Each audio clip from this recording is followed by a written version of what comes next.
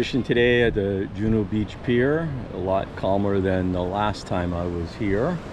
You can see beautiful, beautiful beach.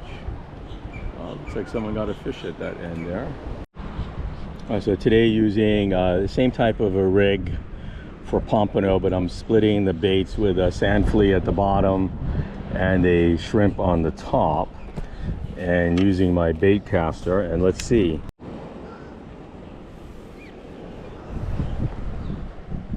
Starting to get a little taps. I don't know if that's crabs.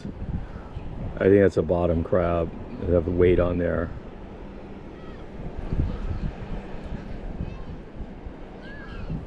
Let's see.